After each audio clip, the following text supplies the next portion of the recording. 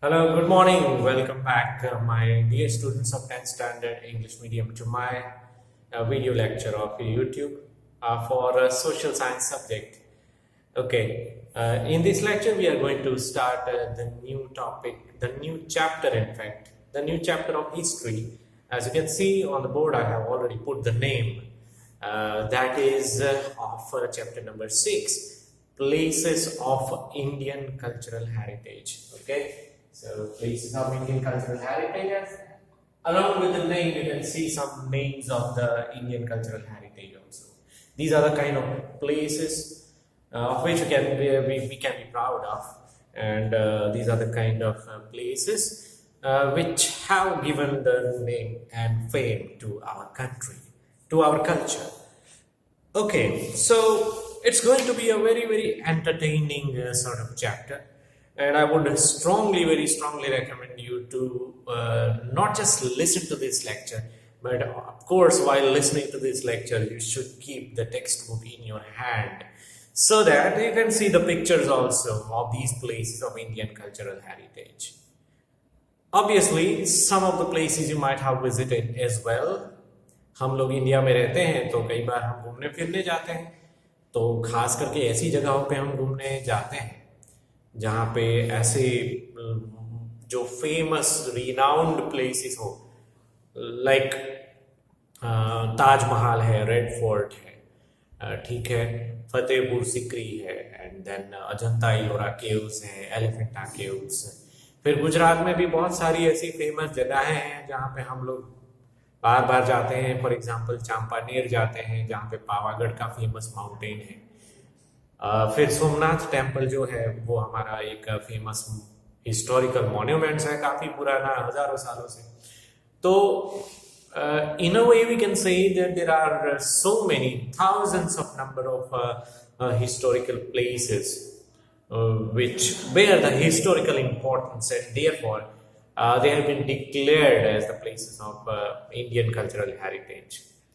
ठीक है, इनफैक्ट ये चीज हम आगे डिस्कस कर चुके हैं कि लाइक इंडिया में ऐसी कुछ 5000 जगह हैं।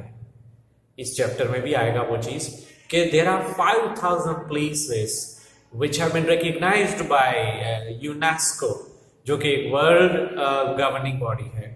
ठीक है, यूनेस्को ने वो 5000 जगहों को डिक्लेयर किया है, रिकॉग्नाइज किया है एज अ वर्ल्ड हेरिटेज। ठीक है, तो वर्ल्ड हेरिटेज में हमारे देश की 5000 प्लेसेस को स्थान मिला है। So that's obviously very important fact to be proud of about our country. ठीक है, हमारे देश के लिए बहुत ही गर्व लेने की वो बात है। तो हम लोग अगर साथ में होते, स्कूल में होते, तो इस भी लेक्चर को लाइक प्रोजेक्टर के थ्रू स्लाइड्स में देखने का मजा आता। Definitely we would have definitely enjoyed it, क्योंकि वहां पे बहुत अच्छे लाइक जो प्रोजेक्टर का हमारा जो चैप्टर है उसमें जो उसका पीपीटी बनाया गया है, उसका बहुत अच्छे पिक्चर्स उसमें शामिल किए गए हैं ये सारे प्लेसेस के। बट स्टिल कोई इश्यू नहीं है, आपके पास टेक्स्ट बुक है ही, और इन्हीं जगहों के पिक्चर्स जो है वो टेक्स्ट बुक में भी बहुत अच्छी तरीके से दिए गए हैं। So again I would like you to keep the text book in your hand along with the pencil. Okay, और लेसन जो है वो बहुत ईजी है। हमें अलग अलग जगहों के बारे में जानना है, इंडिया की जो अलग अलग जो इम्पोर्टेंट प्लेसेस हैं उनके बारे में हमें जानकारी लेना है। Chapter starts on page number 43. So let's start reading. The cultural heritage of India is very rich and prosperous. India, as well as foreign visitors, are attracted to visit the places of cultural and natural heritage of India. In this chapter, we shall study about these places. और general introduction इस chapter का दिया गया है, और एक important बात ये कही गई है कि सिर्फ इंडिया के नहीं, लेकिन वर्ल्ड के जो हिस्टोरियंस हैं, विजिटर्स हैं, ट्रैवलर्स हैं, ठीक है, अलग अलग देशों के, उन्होंने भी पास्ट में और and even in present also India में दिलचस्पी दिखाई है, और हमारे हिस्टोरिकल प्लेसेस के बारे में उन्होंने अपनी डायरीज में, अपनी बुक्स में, अपने ट्रैवलॉग्स में लिखा है, आर्टिकल्स। ठीक है, तो इस तरह से वर्ल्ड में इंडिया का कल्चर काफी फेमस ऑलरेडी हुआ है, हजारों साल से हुआ है, ये सिर्फ आजकल की बात नहीं है। For so many years India has been regarded as one of the top most countries in terms of cultural heritage. तो वैसे ही कुछ फेमस इंडिया की फेमस जगहों के बारे में वन बाय वन हमें पढ़ना है। सबसे पहले आज के इस लेक्चर में एक्चुअली हम लोग इतनी जगहों के बारे में जानकारी लेंगे, बहुत आराम से इस चैप्टर को हमें पढ़ना है, कोई जल्दबाजी में हमें खत्म नहीं करना है। But these are places which we are going to cover in this chapter. इनके लिए हम जानकारी लेंगे केव्स ऑफ अजंता, उसके बाद Ellora caves, then we will know about Elephanta caves, और यहाँ पे जो 4th नंबर पे लिखा है वो है Mahabalipuram, and then we are going to know about Pattadakal memorial. थोड़ा सा अजीब नाम है, लेकिन वन बाय वन ऐसी 5 जगहों के बारे में आज के लेक्चर में हमें पढ़ना है। ठीक है, तो सबसे पहले बारी आती है केव्स ऑफ अजंता। बहुत फेमस है, भले शायद आपने विजिट ना किया हो, लेकिन नाम तो जरूर सुना होगा पास्ट में। ओके, तो उनके बारे में लिखा है एक पैराग्राफ में। The famous caves of Ajanta are situated in Aurangabad district near Ajanta village. अब अजंता जो है वो गांव का नाम है, ठीक है, और ये गांव जो डिस्ट्रिक्ट में है वो है औरंगाबाद। औरंगाबाद डिस्ट्रिक्ट जो स्टेट में सिचुएटेड है वो स्टेट का नाम है महाराष्ट्र। ठीक है, तो ये एक एडिशनल जानकारी मैंने आपको दी। हालांकि fill in the blanks question में या तो ऑब्जेक्टिव क्वेश्चन में ये स्टेटमेंट के बारे में बार बार सवाल पूछा जाता है कि कौन से डिस्ट्रिक्ट में है अजंता केव्स, तो आपको आना चाहिए औरंगाबाद डिस्ट्रिक्ट में है। ठीक है, they are important from the point of view of vastu. Vastu in the sense vastu shastra एक चीज है, एक हमारा एक टाइप का जिसको हम बोलते हैं ना कि लाइक एक सब्जेक्ट है जिसके मुताबिक हम लोग जनरली बिल्डिंग्स बनाते हैं।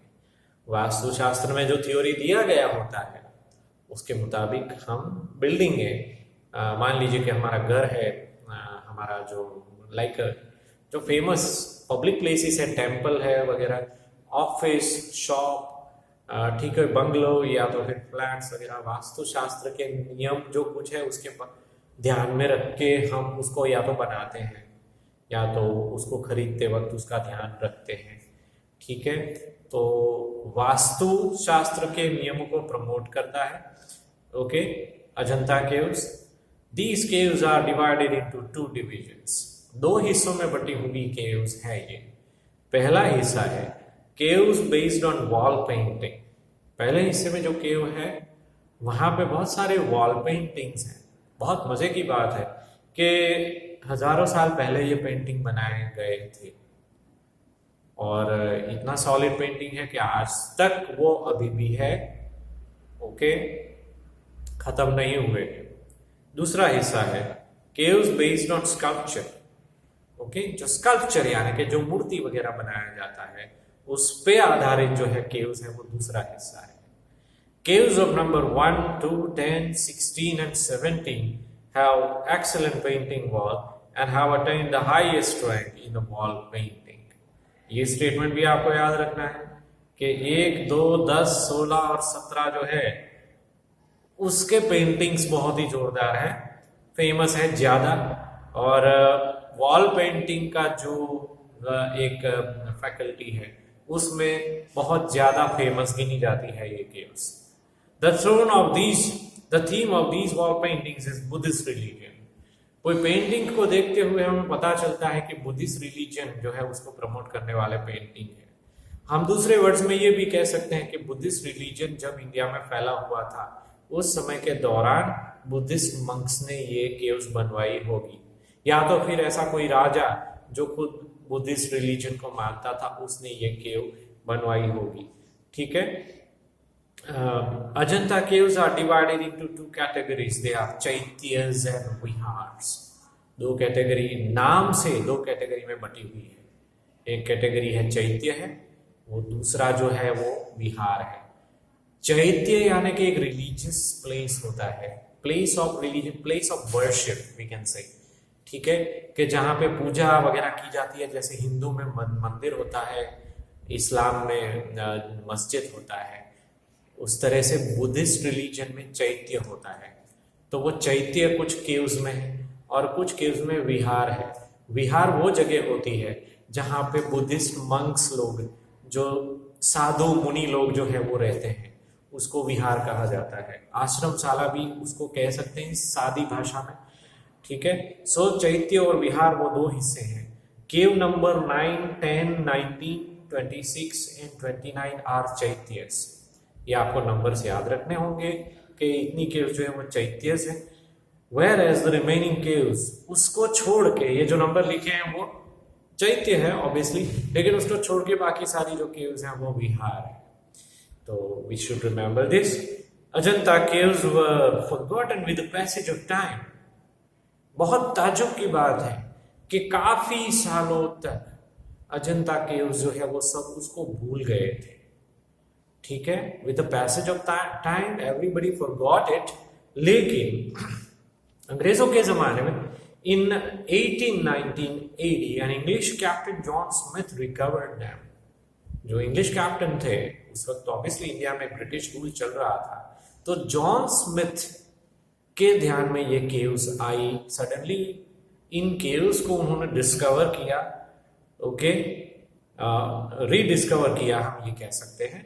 Ajanta caves are the magnificent example of initial Buddhist art of vastu, art of painting and sculpture, ठीक है। वास्तुशास्त्र के नियमों को प्रमोट करने वाले ये केव्स हैं। आर्ट और स्कल्पचर, पेंटिंग्स वगैरह बहुत बढ़िया है आज तक। और हाँ ठीक है, हमें पीरियोडिकली उसका मेंटेनेंस वगैरह करवाना पड़ता है, बट अदरवाइज मोस्ट ऑफ उसका जो पेंटिंग स्कल्पचर वगैरह जो है वो अपने ओरिजिनल फॉर्म में ही है अभी तक, okay. Ajanta caves are famous not only in India but also in the world for their extraordinary rich art. सिर्फ इंडिया में नहीं, वर्ल्ड फेमस भी है Ajanta caves. The fine blending of wonderful art of painting, sculpture and architecture of Ajanta caves has earned pride for an Indian art. ठीक है, तो खास करके ये एरियाज में पेंटिंग, स्कल्पचर और आर्किटेक्चर, ये तीन एरिया के लिए ज्यादा जानी जाती है अजंता केव्स पूरे विश्व में। यहाँ पे नीचे ये अजंता केव्स का तो टॉपिक खत्म हो गया, लेकिन नीचे एक इंपॉर्टेंट जानकारी दी गई है 2 लाइनों में, थिंग्स टू नो। तो ऑब्वियसली चैत्य विहार गया, उसके बाद थोड़ा सा ज्यादा एक्सप्लेनेशन दिया गया है। चैत्य means temple halls for Buddhist monks. जैसा मैंने आपको आगे बताया कि जिस जगह को हम टेम्पल का नाम देते हैं हिंदू रिलीजन में, वही जगह चैत्य है बुद्धिस्ट रिलीजन में। वो एक टेम्पल हॉल है जहाँ पे ऋषि मुनि, जो सब बुद्धिस्ट ऋषि मुनि जो है वो वहां पे इकट्ठा होते हैं, पूजा पाठ वगैरह करते हैं, ठीक है। तो वो टेम्पल की तरह है वो। Stupa are built in the interior most of the caves. Caves के अंदर स्तूप बनाया गया है, मूर्ति जिसको हम कह सकते हैं, ओके। और विहार जो है वो, जैसा मैंने बताया आपको आगे, it means Buddhist monasteries where Buddhist monks reside and study. Monastery यानी कि आश्रमशाला, जहां पे बुद्धिस्ट मंक्स रह सकते हैं और पढ़ सकते हैं या तो फिर पढ़ा सकते हैं। कुछ बुद्धिस्ट मंक्स ऐसे भी थे पढ़े लिखे जो टीचिंग प्रीचिंग वगैरह उसका काम करते थे, ठीक है। तो उनके रहने की जगह जो होते हैं वो विहार का, ठीक है। So after this we are now going to read about Ellora caves. Ajanta caves के नजदीक है इलोरा केव्स, तो वो भी ऑब्वियसली औरंगाबाद डिस्ट्रिक्ट में ही है, ठीक है, महाराष्ट्र में ही है। Ellora caves are situated at Aurangabad district in Maharashtra. यहाँ पे लिखा है there are 34 caves in all. You should underline this, total मिला के 34 केव्स हैं Ellora. And there are 3 groups of cave temples and they are different from each other. 3 groups में बटी हुई ये केव्स है इलोरा केव्स, और सभी केव्स एक दूसरे से अलग अलग हैं। 3 ग्रुप जो है उसमें पहला है 1 to 12 are Buddhist caves, okay, याद रखना है आपको। 1 से 12 नंबर की केव्स जो है वो बुद्धिस्ट है। 13 to 29 दूसरा हिस्सा है। 13 to 29 आर हिंदू केव्स। यहाँ पे अलग अलग रिलीजन्स की केव हमें मिलेंगी, ये बुद्धिस्ट केव्स, और उसके बाद 13 to 29 हिंदू केव्स और उसके बाद 30 to 34 5 केव्स ऐसी है कि 30 to 34 जो है वो जैन केव्स है. So over here we find that there is a blending of different religion and sculpture or culture or architecture that is representing the different religion. Namely, once again I would like to tell you, 1 to 12 are Buddhist caves, 12 to 29 are Hindu caves, and 30 to 34 are Jain caves. Okay, so these 3 divisions of Ellora caves you must remember. Okay. उसके आगे का paragraph जो है, Hindu caves are built during the reign of Rashtrakuta dynasty. आपको ये चीज याद रखना है कि कौन से राजाओं ने, यानी कि यहाँ पे एक राजा का नाम नहीं लिखा है, डायनेस्टी का नाम लिखा है, जिसको हम हिंदी में वंश कहते हैं. राष्ट्रकूट वंश के राजाओं ने इसको बनवाया था. स्पेसिफिक कोई एक राजा का नाम हमें नहीं मिल रहा है, but we can comfortably say that these caves, Ellora caves, are built by Rashtrakuta dynasty. Okay, Kailash temple is situated in cave number 16. ये भी इम्पोर्टेंट जानकारी है. कैलाश टेम्पल जो कि शिव जी का मंदिर है, तो ऑब्वियसली वो केव नंबर 16 में है और बहुत बड़ा टेम्पल है. एक दुनिया भर में सिर्फ यही एक टेम्पल है जो केव के अंदर है, और उसका यहाँ पे मेजरमेंट भी दिया गया है. It is 50 metres long, 33 meters wide, 30 meters high. So it is considerably a very large monument. This temple is carved out of a single massive rock. दूसरी खासियत इसकी ये है कि एक बहुत बड़े पत्थर में से बनाया गया मंदिर है ये. तो हम इमेजिन कर सकते हैं कि ऐसा जमाना जब कोई टेक्नोलॉजी वगैरह कुछ नहीं था, फिर भी ऐसा जबरदस्त मॉन्यूमेंट बनाना, और वो भी एक ही पत्थर में से, और वो भी केव के अंदर, और वो भी अभी भी है, वो टूटा फूटा नहीं है. ठीक है, तो एक बहुत बड़े से पत्थर में से बनाया होगा जिसमें बहुत मेहनत लगी होगी, बहुत साल भी लगे होंगे, बहुत सारे लेबरर्स का इसमें कंट्रीब्यूशन भी होगा. Okay, and therefore it is regarded as one of the most outstanding monuments of Indian cultural heritage. This temple is adorned with beautiful doors, balconies and series of pillars.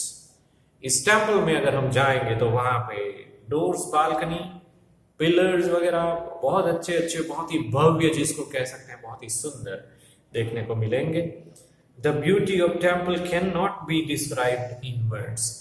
इस मंदिर की जो सुंदरता है उसको शब्दों में डिस्क्राइब करना संभवित नहीं है. ओके, उसको देखने से ही पता चलेगा कि कितना अद्भुत है, कितना जबरदस्त, कितना अट्रैक्टिव और कितना रिमार्केबल मॉन्यूमेंट है, हमारे कल्चर में किस तरह से उसने स्थान पाया है. वैसे तो देखा जाए तो हजारों मॉन्यूमेंट्स इंडिया में है, ठीक है, लेकिन कुछ ही मॉन्यूमेंट्स को हम एज वर्ल्ड हेरिटेज साइट में स्थान दे सकते हैं जो कि आउटस्टैंडिंग है. एक ऐसे मॉन्यूमेंट्स हैं ये सारे जिनको देखने के लिए दुनिया भर की प्रजा आती है. ठीक है, और हम लोग भी, आप में से बाय चांस अगर देखा होगा तो आपको भाई पता होगा कि वो कैसा मॉन्यूमेंट है. और जो लोग इंडिया में रहते हैं उनको अगर ऐसा चांस मिलता है ऐसा मॉन्यूमेंट्स वगैरह देखने का, तो उनको डेफिनेटली वो चांस लेना चाहिए. ठीक है, they are captured during time of 600 AD to 1000 AD. ठीक है, तो ये जो कंस्ट्रक्शन है वो बनाया गया था 600 से 1000 जो क्रिश्चियन एरा है वो उस समय के दौरान बनाया गया था. यानी कि हम ये कह सकते हैं कि मिनिमम 1000 से 1500 साल पुराना ये स्ट्रक्चर है. Okay, Ellora caves, it is a live display of ancient Indian civilisation. हमारी जो भारतीय संस्कृति थी उस जमाने की, ठीक है, उसको रिप्रेजेंट करते हुए ये गुफाएं हैं. Caves dedicated to Hindu, Jain and Buddhist religions. सबसे बड़ी खासियत है ये कि सिर्फ एक ही रिलीजन को रिप्रेजेंट नहीं किया है. ठीक है, 3 अलग अलग धर्मों को यहाँ पे स्थान मिला है, हिंदू, बुद्धिस्ट और Jain religion. Ellora campus is not only an example of magnificent creation of art, but also best example of excellent technology. Ellora जो कैंपस है वो सिर्फ एक आर्ट को प्रदर्शित करने वाला केव्स नहीं है, उससे हमें पता चलता है कि उस समय जो अवेलेबल टेक्नोलॉजी थी उसका कितना भरपूर उपयोग उन्होंने किया है। हालांकि ऑब्वियसली हम ये कह सकते हैं कि हमारे मुकाबले टेक्नोलॉजी में काफी पीछे थी वो जनरेशन, 1000 साल के ऊपर की हम पहले की बात कर रहे हैं, तो obviously they were not at par with the kind of technology that we use in today's world, but still whatsoever available resources that they had at that time, they made the maximum use of those resources and that technology in order to build this remarkable, outstanding structure which is named as Ellora Caves. Okay. Ellora campus is not only an example of magnificent creation of art, but also best example of excellent technology. Moreover, it describes about the patience of Indians. ठीक है, Indian लोगों में कितना patience है वो चीज भी describe करता हुआ एक एंशिएंट स्ट्रक्चर है, क्योंकि दो चीजें इसमें से साबित होती है। पहली बात यह है कि पहले से ही इंडिया एक ऐसा देश रहा है जहां पे सभी धर्मों को समान गिना जाता है। सिर्फ ऐसा नहीं है कि आज के ज़माने में हम सेक्युलरिज्म को फॉलो कर रहे हैं, इक्वल राइट्स की बातें कर रहे हैं, ऐसा नहीं है। पहले से ही ये कॉन्सेप्ट इंडियन कल्चर का एक हिस्सा रहा है। दूसरी बात कि किसी भी कल्चर को बनाने के लिए, किसी भी बिल्डिंग या स्ट्रक्चर को बनाने के लिए बहुत ज़्यादा टाइम लगता था। उस वक्त सालों के सालों लग जाते थे, और फिर भी वो पेशेंस को बरकरार रखते हुए आर्टिसंस और लेबरर्स और जो लोग भी इन्वॉल्व थे इस स्ट्रक्चर को बनाने में, ठीक है, वो पेशेंस से काम लेते थे और एक बार वो स्ट्रक्चर बनाना शुरू किया तो उसको खत्म करके ही रहते थे। So that way we can say that it represents the patience among the Indian people also. Okay, moving on, यहाँ पे एलोरा केव्स की बात खत्म हो रही है। Moving on, we are now going to know about Elephanta Caves. Okay, Elephanta Caves, उसके बारे में लिखा है, These caves are built in the Arabian Sea. ये एक्चुअली समंदर में है, ठीक है, लेकिन सी कोस्ट से नजदीक है।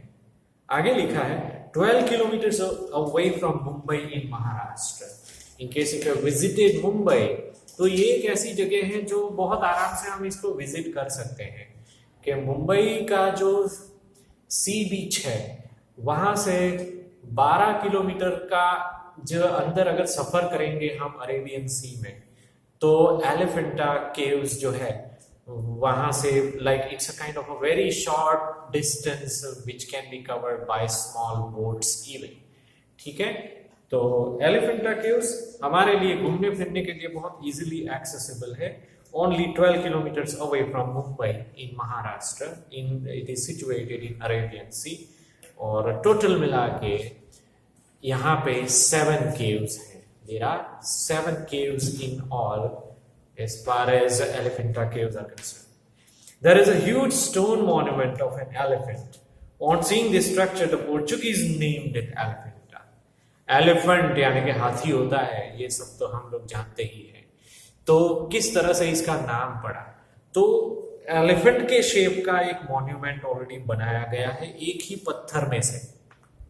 ठीक है, एक ही पत्थर में से एलिफेंट बनाया गया है, और इसीलिए एलिफेंटा करके पोर्चुगीज सेलर्स ने इसको नाम दिया था। ओके, इंग्लिश में जिसको हम एलिफेंट बोलते हैं, पोर्चुगीज लैंग्वेज में उसको एलिफेंटा ऐसे बोला जाता है। तो ऑब्वियसली पोर्चुगीज भी एक ऐसी कम्युनिटी है जो इंडिया में विजिट किया था उन्होंने। In fact it was the first European community which had visited India. और उसके बाद ब्रिटिशर्स आए थे, और उसके बाद डच कम्युनिटी आई थी, उसके बाद French community was the last European community to visit in India.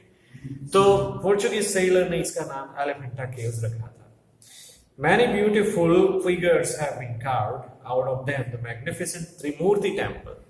काफी सारी अच्छी अच्छी मूर्तियां बनाई हुई यहाँ पे दिख रही है एलिफेंटा केव्स में, लेकिन सबसे फेमस जो है वो त्रिमूर्ति का स्ट्रक्चर है, जिसका पिक्चर बुक में दिया गया है, आप लोग आराम से देख सकते हो। Right at the right side bottom of page number 43 त्रिमूर्ति का जो स्ट्रक्चर है वो बहुत फेमस है। त्रिमूर्ति का यहाँ पे मतलब ये होता है कि एक ही मूर्ति में 3 भगवानों को शामिल किया गया है, ब्रह्मा, विष्णु और महेश। महेश यानी कि शिव जी। ठीक है, तो वैसी एक आउटस्टैंडिंग मूर्ति बनाई गई है जो आज भी हमें देखने को मिलती है, इतनी पुरानी होने के बावजूद भी अभी भी वैसी की वैसी ही। Okay, so Brahma, Vishnu and Mahesh in cave number 1 is the best specimen of sculpture. Okay, जो स्कल्पचर या आर्ट या आर्किटेक्चर का यहाँ पे इस जगह पे सबसे बेस्ट नमूना जो अगर है तो वो है त्रिमूर्ति। In 1987 AD, UNESCO has placed Elephanta Caves in the list of World Heritage. Okay, जो World Heritage में यूनेस्को ने हमारे देश की 5000 जगहों को स्थान दिया है, उसमें इसको एलिफेंटा केव्स को 1987 में शामिल किया गया था। Right, Lord fisherman called it Dharapuri. Local fisherman जिसको हम कह सकते हैं, जो मछुआरे होते हैं, ओके, वो इस जगह को लोकल नाम से जानते हैं और वो लोकल नाम धारापुरी है। तो वहां पे क्योंकि समंदर के अंदर है ये, तो we can say that those people, those fishermen living in Mumbai, they would call it as Dharapuri also. आगे बढ़ते हैं। The next monument that we are going to study about is situated in South India, जिसका नाम है Mahabalipuram. Okay, तो उसके बारे में भी एक छोटा सा पैराग्राफ दिया गया है, हम पढ़ते हैं। Mahabalipuram is located 60 kilometers away from Chennai.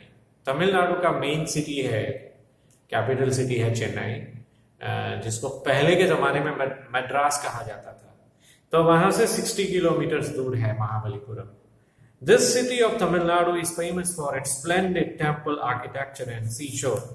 ये जो शहर, एक छोटा सा टाउन है वैसे महाबलीपुरम, तो एक नहीं बहुत सारे टेम्पल्स हैं पूरे शहर में।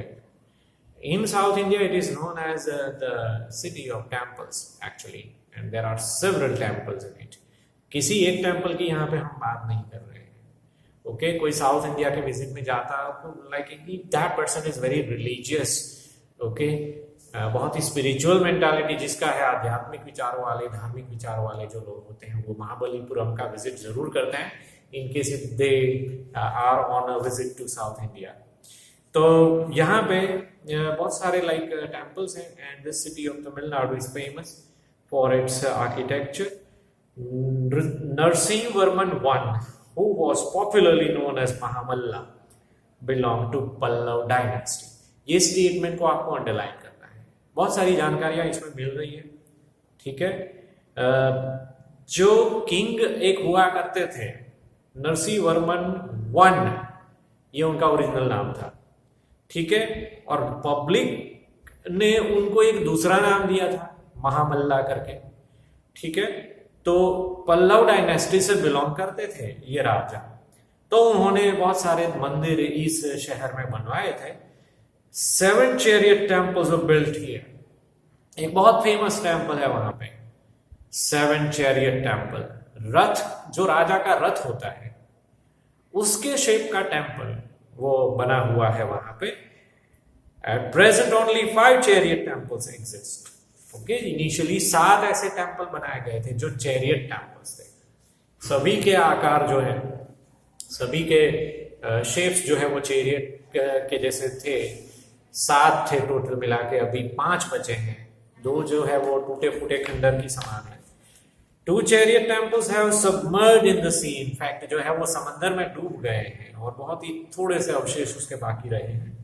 There is an amazing figure of Lord Vishnu in a smiling pose. एक आध चैरियट टेम्पल ऐसा है जिसमें भगवान विष्णु का एक यूनिक पोज यहाँ पे दिखाया गया है, तो स्माइल करते हुए। उनकी मूर्ति है, उसको देखेंगे तो हमें लगेगा कि वो स्माइल कर रहे हैं भगवान Vishnu. Besides, there is an idol of goddess Durga slaying Mahishasur is worth seeing. Goddess Durga यानी कि एक माता है, देवी है, महिषासुर का वध करते हुए भी उनका एक मूर्ति बनाया गया है ऐसे पोज वाला। महिषासुर एक राक्षस का नाम था। हमारी पुरानी जो दंत कथाएं हैं, स्क्रिप्चर्स हैं, हमारे जो रिलीजियस माइथोलॉजीज हैं, उसमें ऐसा लिखा गया है कि महिषासुर नाम का एक राजा था जो देव और देवता हमारे थे उनका दुश्मन था, ठीक है, और सबसे खतरनाक राक्षसों में उसकी गिनती होती थी। तो उनको जो मारने वाले जो भगवान थे वो थे गॉडेस दुर्गा, ऐसा हम बिलीव करते हैं। तो एक इमेजिनेशन, एक पिक्चर इमेजिनेशन करके, दिमाग में इमेजिनेशन करके उसका ऐसा मूर्ति बनाया गया है कि वहां पे देवी दुर्गा जो है वो महिषासुर का वध कर रही है और महिषासुर जो है वो नीचे पड़ा हुआ है, ठीक है। ऐसा कोई ना कोई फोटोग्राफ या पिक्चर या ऐसा देखा ही होगा आपने। तो यहाँ पे उसका बहुत बड़ा मूर्ति है। Mahabalipuram, which is an unparalleled architectural rock sculpture, was also famous harbor of ancient time. ये रिलीजियस पर्पज से तो फेमस है ही महाबलीपुरम, ठीक है। यहाँ पे बहुत सारे पत्थर से बनाए हुए मंदिर है, ज्यादा करके मंदिर अभी भी है, थोड़े बहुत जो है वो नष्ट हो गए। लेकिन एक दूसरी बात इसमें ध्यान में रखने लायक ये भी है कि महाबलीपुरम एक समय का, यानी कि पुराने समय का एक पोर्ट सिटी भी हुआ करता था, एक हार्बर भी हुआ करता था, जो कि उस वक्त इंटरनेशनल ट्रेडिंग के लिए बहुत ही महत्वपूर्ण था। आप लोग जानते ही हो कि पुराने जमाने में जब कोई दूसरे मोड ऑफ ट्रांसपोर्ट नहीं थे इंटरनेशनली आने जाने के लिए, तो शिप में बैठ के लोग सफर करते थे। तो international trading was also carried out in that way only, and therefore देश विदेश से आने वाली जो शिप्स वगैरह है वो यहाँ पे आती थी, ओके। खास करके साउथ ईस्टर्न एशियन कंट्रीज की अगर हम बात करें कि मलेशिया, सिंगापुर वगैरह, वो उनके उस वक्त जो कोई भी नाम थे, लेकिन उनके साथ जो व्यापार होते थे तो यहाँ से शिप्स जाती भी थी उस डायरेक्शन की ओर, वहां से आती भी थी और यहाँ पे रुक के वो लाइक ट्रेडिंग का अपना प्रोसीजर खत्म करके इस तरह से बाहर वापस जाते थे। So in that sense we can also say that Mahabalipuram was once upon a time very famous harbour city of that ancient time. Now we are going to read about Pattadakal memorial, जो आज का हमारा लास्ट टॉपिक है। पत्ताडकाल memorial थोड़ा सा नाम अजीब है, ठीक है, बट नाम पढ़ने से आपको पता चलता होगा कि ये भी कोई साउथ इंडिया का एक फेमस मॉन्यूमेंट होगा। छोटा सा पैराग्राफ है उसका। बेसिकली ये शहर का नाम था पहले के जमाने में, ठीक है, ये शहर का नाम था।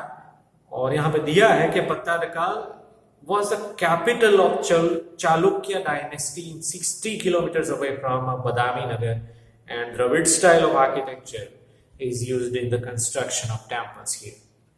ठीक है, तो जो चालुक्य डायनेस्टी के किंग्स जब रूल करते थे एक जमाने में, तो उनका कैपिटल सिटी था ये। हमें एक बात यहाँ पे ध्यान में रखनी है कि उस वक्त कोई राज्य, कोई देश या ऐसा नहीं था। जब किंग्स रूल कर रहे होते हैं तो बहुत सारी टेरिटरीज होते हैं, जिसको लेटेस्ट लैंग्वेज में हम प्रिंसली स्टेट्स ऐसा करके नाम दिया था। जब हमें आज़ादी मिला 1947 में, तब भी इंडिया में कोई स्टेट नहीं थे, जो थे वो किंग्स के टेरिटरीज थे। और ऐसे करके 565 टेरिटरीज थे। उन सबको मर्ज करने के बाद फिर हमने राज्य बनाए। इनिशियली 1947 में सिर्फ 14 स्टेट्स बनाए गए थे, ठीक है, आज भले 29 हो, but at that time only 14 states were made. मेरे कहने का मतलब ये है कि उससे पहले ऐसे कोई राज्य नहीं थे जिनको आज हम जानते हैं। इसलिए जो कोई भी राजा, जो कोई भी डायनेस्टी के राजा सो एंड सो के जो टाइम पे रूल करते थे, उस वक्त उनकी टेरिटरीज हुआ करती थी और अपनी मर्जी से वो किसी भी एक शहर को जहां पे उनको ठीक लगता है उसको वो राजधानी बना देते थे।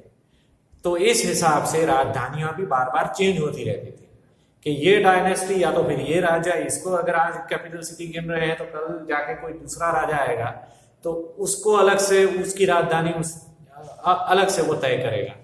ऐसे बार बार चेंज होता था ये।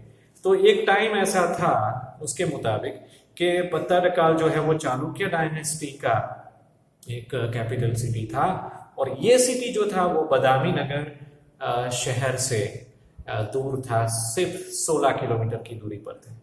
और यहाँ पे जो आर्किटेक्चर हमें देखने को मिलता है, that is known as Dravidian style of architecture, okay.